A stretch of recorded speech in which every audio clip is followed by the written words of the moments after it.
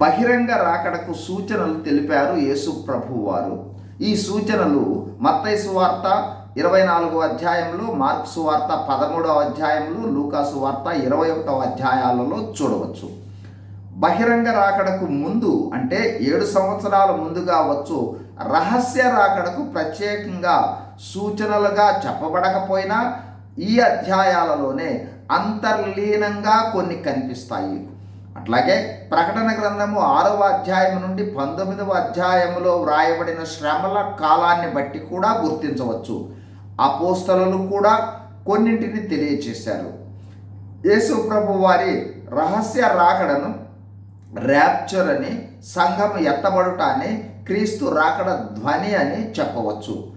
యేసు ప్రభు బహిరంగ రాకడను యెహోవా దినము అని అంటారు. యేసు ప్రభు వారి రహస్య రాకడకు సూచనలుగా ఉన్న సంగతులు ఇప్పుడు తెలుసుకుందాం. మరింత వివరముగా తరువాత జ్ఞాపకం చేసుకుందాం.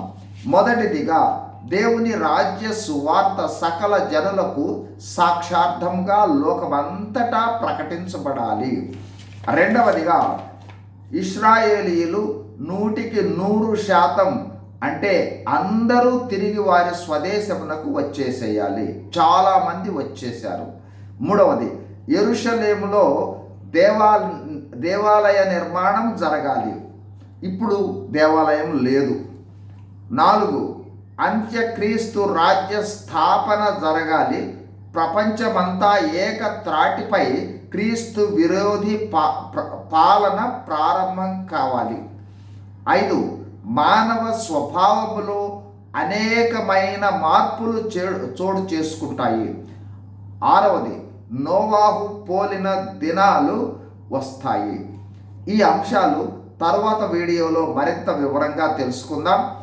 రాకడ కోసం సిద్ధపడదాం, రాకడ కోసం సిద్ధపరుద్దాం. విన్న మీకు ఇంకా రక్షణ అనుభవం లేకపోయినట్లయితే నేడే యేసుక్రీస్తు ప్రభువుని సొంత రక్షకుడిగా అంగీకరించి కేవలం విశ్వాసము ద్వారా రక్షణ పొందినట్లుగా చిన్న ప్రార్థన చేస్తే తిరిగి నీవు సమకూర్చబడతావు. God bless you. Thank you.